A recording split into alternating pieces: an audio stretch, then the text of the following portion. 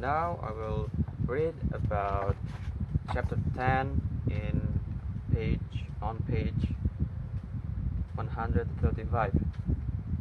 Chapter 10. Is there a safe way to drink? The author of this article is Dr. Maurice Savage, president of the Health Education Foundation and principal research scientist at the Johns Hopkins University Metropolitan Center for Planning and Research. As an authority on alcoholism and drug abuse, Dr. Chavez is particularly interested in educating people to drink in a safe, responsible manner. 1.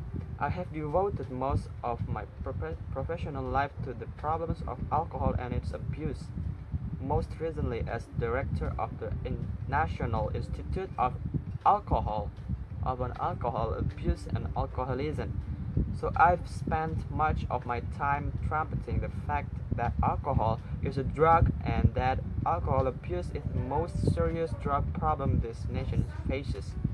Nonetheless, I believe firmly that alcohol can do more good than harm, for there is a safe way to drink. 2. Pharmacologically, alcohol is an anesthetic, not a stimulant.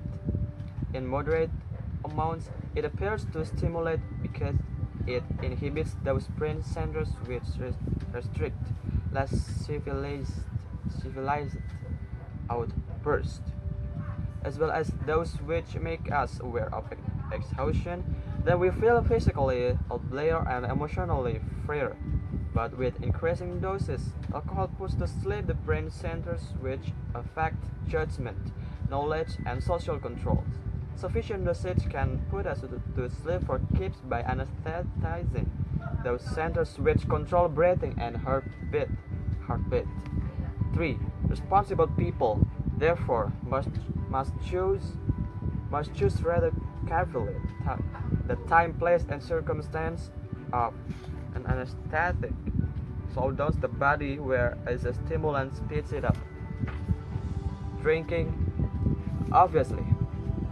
If you are to engage in complex mental or physical activities like writing, driving, business, it is scarcely appropriate to be under the influence of an anesthetic drug. On the other hand, if you're going to be sharing a meal or some other human interchange in a relaxed way, alcohol can be a rewarding adjunct to the experience, a true servant of man. 4. An essential point is that there is a known safe level of drinking. In preparing the second report to the Congress on Alcohol and Health, we found that researchers all over the world were independently using the same level of defined safe or moderate drinking.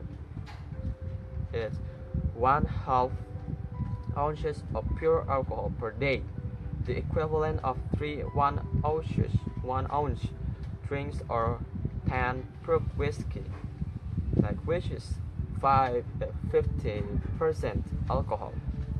Next, for 8-ounce glasses of beer or half a bottle of wine. 5.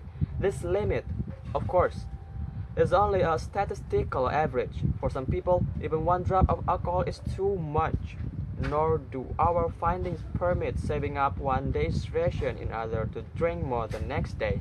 At no time should any individual wishing to remain within the safe limits consume more than 1/2 ounces of pure alcohol in a single day. 6. Studies show that the driver who has consumed an amount of alcohol within this limit is no more likely to have an automobile accident than the driver who does not take any alcohol. But beyond this limit, when the blood alcohol level is the meaning of is the concentration of alcohol in the blood begins to creep over the 1.5%, 0.5%.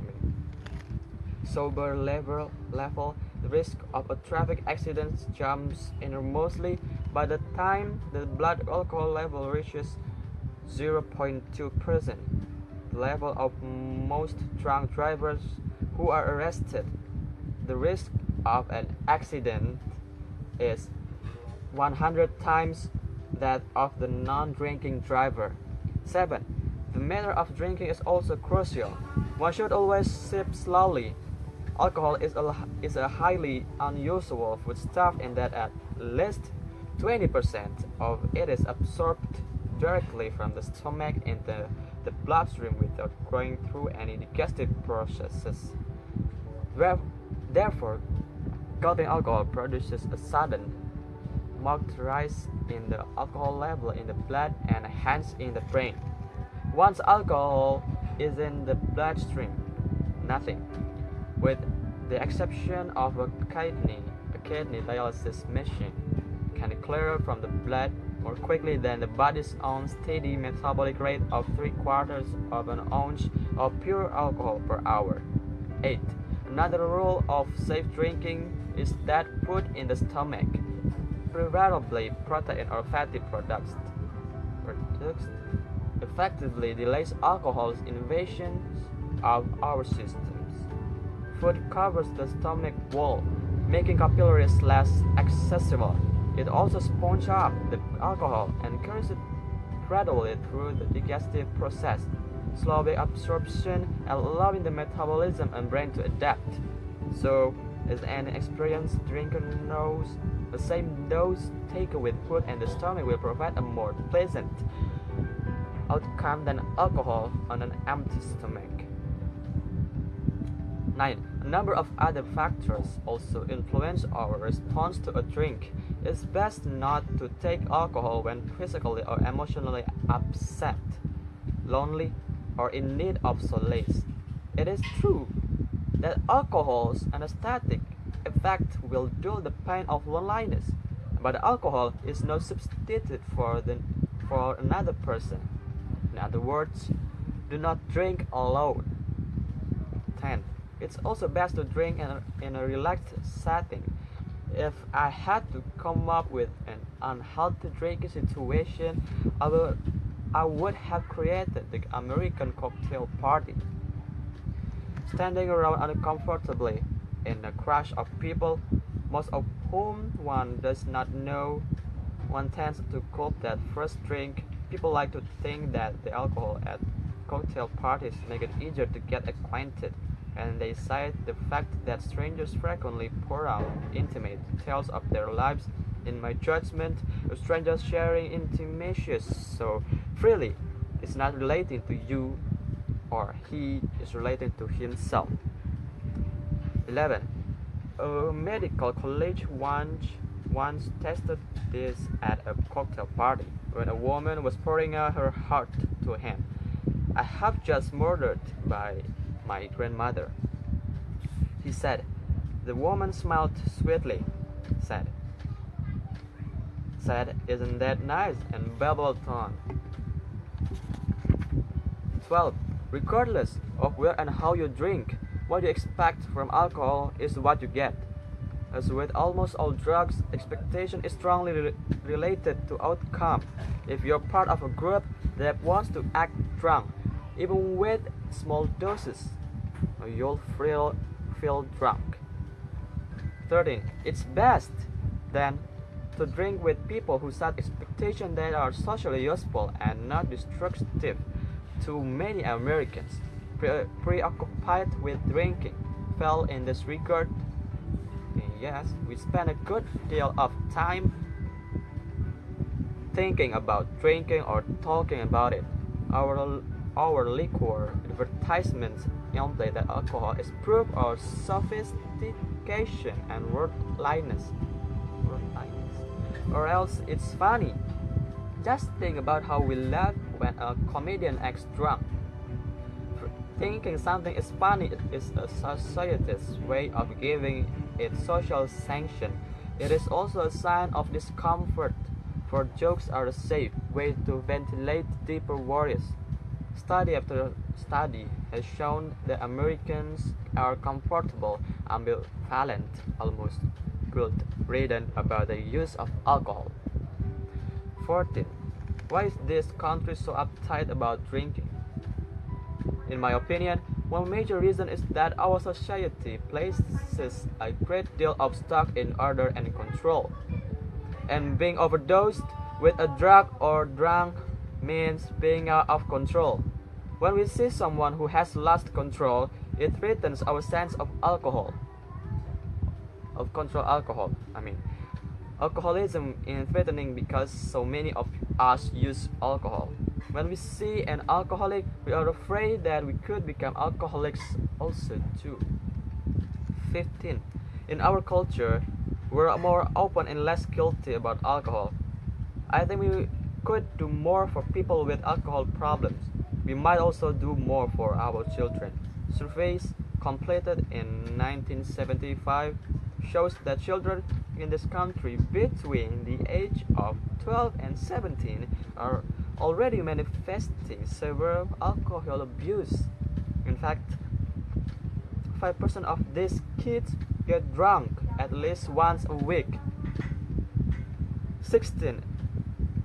What can parents do?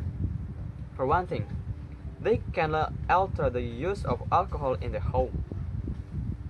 I contend that we teach our children about alcohol very early. Toddlers notice that when mommy and daddy drink this particular liquid, they behave differently.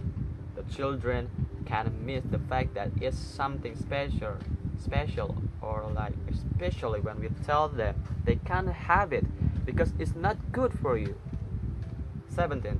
I see no harm in becoming more relaxed about alcohol in the home.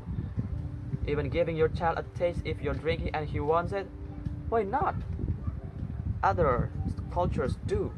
In a matter-of-fact way, Chinese, Lebanese, Spanish, Jewish, and Italian people do not think there is anything special about giving alcohol to their young.